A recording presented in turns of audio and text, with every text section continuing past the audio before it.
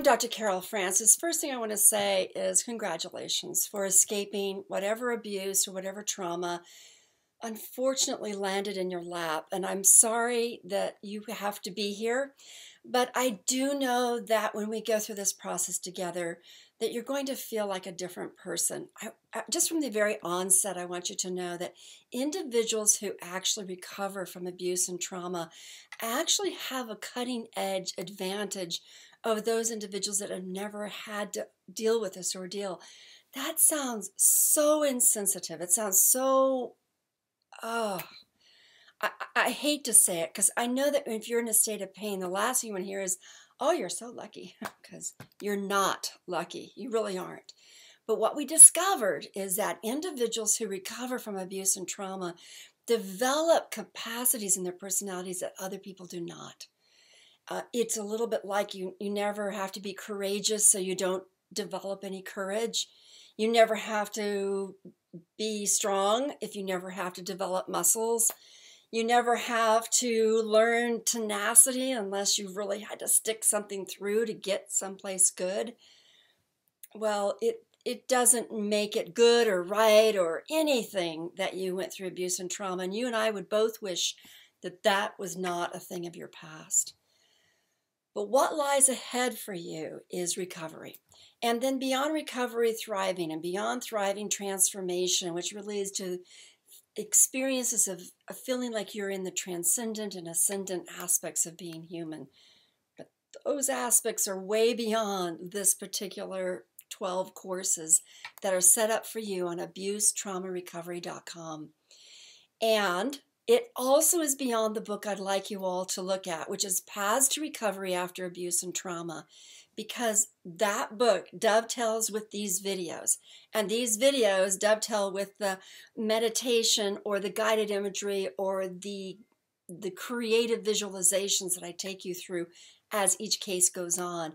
And also that book is related to the questions that are asked in terms of the knowledge you gain, because you have to answer questions from the knowledge you gain, and also from the journal inputs you put on self-reflection. You see, this whole course has been set up for those individuals that learn by seeing or by hearing or by relating socially, because you can relate to a group on Facebook. It's called Abuse and Trauma Recovery, and it is my group. And I want you to join. You have to request to join because I want to make sure as much as I can that people are joining are authentically individuals who want to learn and grow through their recovery. I also want to make sure that you protect your identity because, as we know, Facebook and other sources, they don't protect your identity. And number two, as you also know, there are people out there that are not so nice and they creep in places. And we need to be really scrutinizing those situations. It's not the same as being paranoid. It's the same as being really savvy. And so when you join that group, I don't know those people. You don't know those people. You can nonetheless, from the majority, the 99% of us that are for real, authentic, sincere recovery, abuse, and trauma recovery people who want the best in our lives and everybody else's life, from those 99% of us, you can learn. And perhaps socially is the best way to do this, or perhaps through the online active chats that we have on Facebook, that's the best way for you. But I also have all these other things. There's meditations. All of us need to do these meditations. They're simple and they're short for the most part. As you get more and more along and the classes get more and more advanced, the meditations, the guided imagery, the self-hypnosis become more involved as well. This particular class, this first one, this course number 1 called Waking Up, has 6 classes. They all have 6 classes, but this has 6 classes. And they're all relatively gentle. They're all relatively simple because waking up is jarring enough.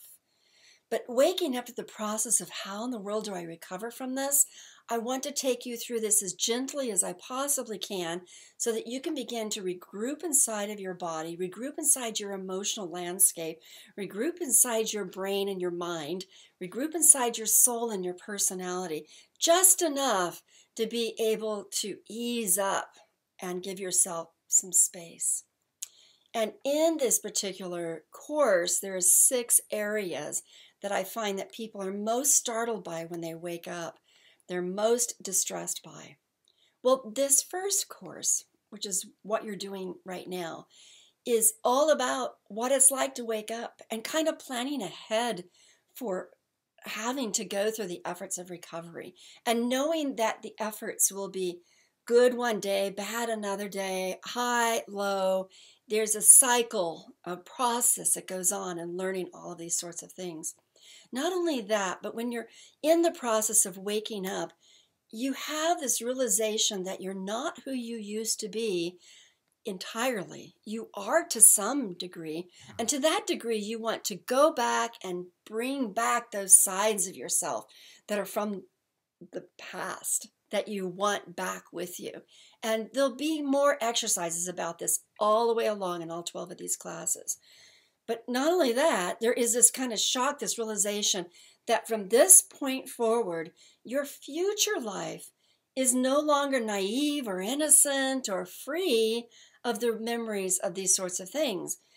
And it's this demarcation that you come to when you wake up where you realize, wow, I'm going to be different.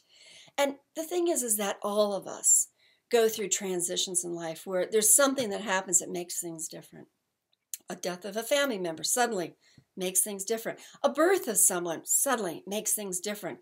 A marriage, a divorce, a moving, a job change, ending of an education and moving into a career. I mean, there's all these things in life that are all about transitions.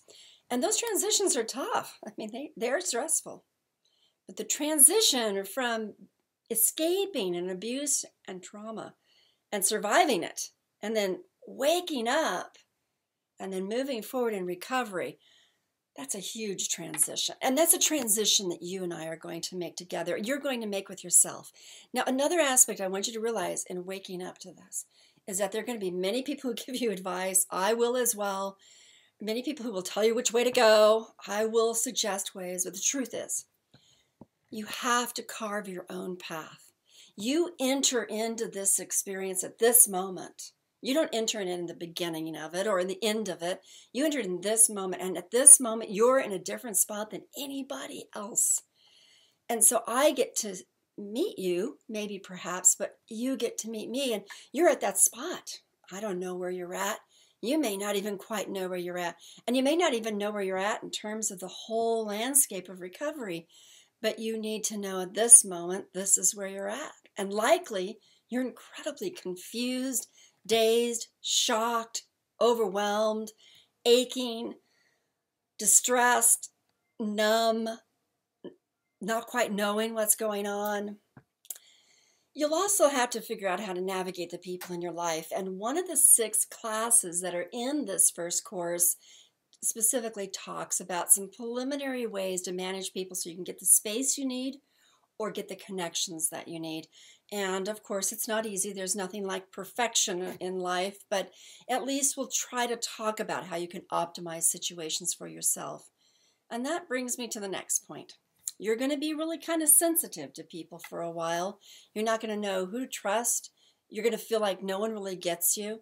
You're going to feel like no one really understands what you've gone through, and the truth is, they don't. You're going to feel alone, and yet you'll feel a need to connect. These are contradictory kinds of experiences, right? So the idea of being good to yourself, to try to be the best company you can be with yourself is really important. Your thoughts, your nightmares, your flashbacks, your racing emotions, your intense reactions where you just kind of go into those horrific moments and they kind of kidnap you, they'll come. And in part, and we will talk about this in one of the 6 classes of this first course as well, in part, that's a sign that you're in the process of trying to navigate whether or not you're safe or not.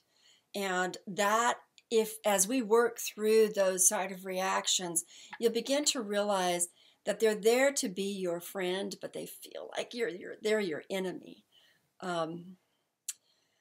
We'll walk this path together. This first course is all about waking up And there's a lot to wake up to, as I'm kind of trying to indicate to you. But we want you to wake up and be as gentle with yourself as you can be. And all the meditations in this particular course are very gentle. They're also very easy. They're also very doable. And because of that, they're a little deceptively easy. So don't take them for granted, because here's the process of recovery. You need to practice being healthy in your new skin. You need to practice what it will feel like to have recovered and then thrive and then to move on to transforming. You need to practice little moments of that, and you'll have moments of that. And some of these meditations and guided imageries will actually give you these moments, just moments, and you want those moments as much as you possibly can. So you listen to these guided imageries and meditations whenever you want to. My advice to you is, as you go on, let's say that you're going to take this one course this week. That means 6 days out of this week. Let's just say you might take it one a week and do it for over 6 weeks, right? But if you do these next 6 days, what I'd like you to do is to accumulate the guided imagery so that every day you do the ones you did the days before. So the first day you have 2, the second day you'll have 4, the third day you'll have 6, so forth and so on. By the 6th day, you'll have 12 different guided imageries, and that will be kind of a long day, well, maybe 30 minutes, a long day of processing those meditations, but they'll all accumulate. And what happens is that I've made them so that they kind of build on each other. So you're building different emotional, mental, brain, soulful personality muscles. The capacity to lift yourself into recovery.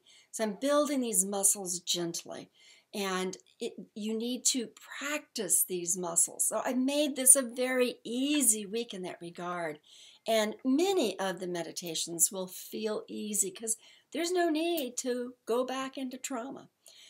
But I want you to know that it's the practicing of these that actually changes the neural network of your brain. It regrooves things inside you. It sets up different sort of combinations inside of you. They've all been set up to respond to trauma and abuse, and we'll explain more about that later. And we want to kind of give them an opportunity to rewire themselves, to reorganize themselves. And we know that that's actually what does happen. We want to give your body an opportunity to develop chemicals that will be in support of your health. They were in support of you surviving your abuse and trauma. Your body is amazing, but we don't want it to stay there, because if it stays there, it sustains this trauma in its body form when you're no longer in the midst of a trauma. So we want to release that. We want to groom and practice having a good chemical factory called your body. And we want you to have a kindly relationship with yourself, with your emotions, with your thoughts, with your memories, with your history, with your present, with your future. So this idea of having a kindly, gentle relationship with yourself, as kind as you can be during this week of waking up and during this recovery process, is probably one of the best and most important relationships you can have at this point in time. You're going to be weaving your own path to recovery. You're going to find out so much about yourself you didn't even know. You're going to understand things about yourself you never realized you could understand. You're going to explore and self-reflect, and you're going to gain in knowledge and information. And you will recover. And that's the goal, right? And then after this, of course, we have to talk about what's it going to feel like when I totally thrive. Because I said before, it's an amazing statistic, but 75 to 85% of people who have had amazing impact on this planet have been survivors of trauma and abuse, because they overcame, they learned, they had the muscles able to do what they needed to do. It's actually kind of amazing. And you're going to be amazing too. Well, let's talk a little bit about what you're going to do from this point forward. You amazing person, you, right? Okay.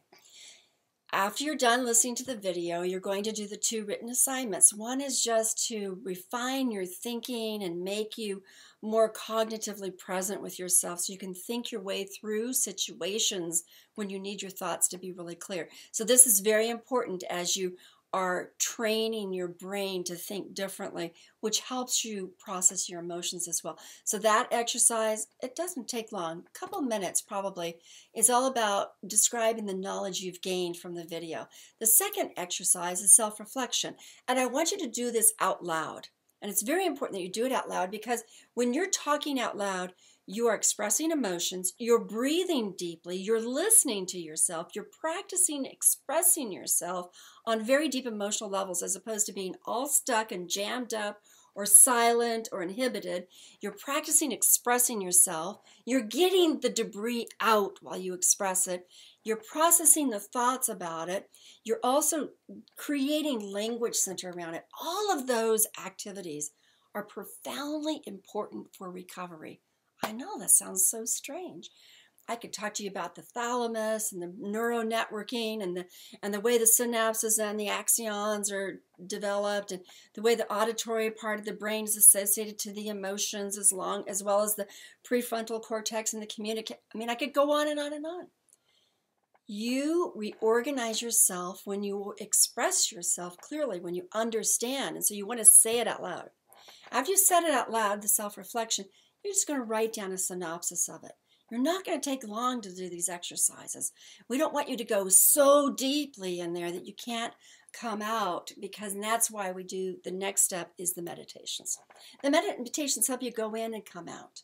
And they're set up so that you can accumulate them. You do 2 the first day, 4 the next, 6 the next, when you're taking the course. So by the end of the 6 classes, at the end of the course, you're doing 12 meditations that are really very helpful. And that's primarily what you do on the 6th day.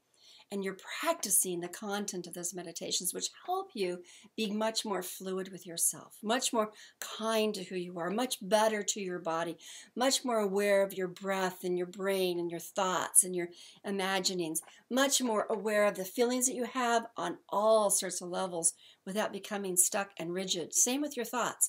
So do them in the order that I've kind of set them up. And then I want you to do a little bit of reading. In the Path to Recovery After Abuse and Trauma, just read a little bit of it. And there are hundreds of exercises in that book.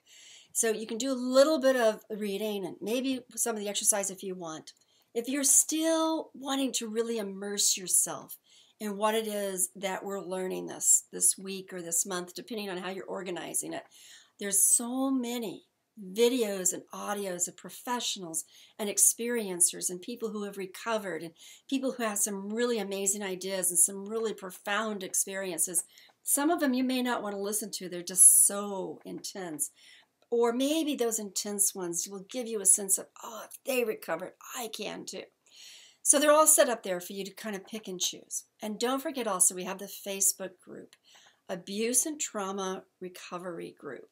And I'll be in there ever so often to have a live chat, or we can talk back and forth, or you can talk with the other members. And again, remember, make sure that it's incognito so that you are safe and protected, because we now know there are bad people in the world out there, right? We're not naive, we're not innocent, but we can connect with the 99% of us that are authentic, sincere human beings. Thanks for connecting with me, and I look forward to moving forward with you.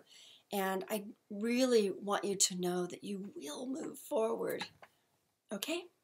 Take me with you.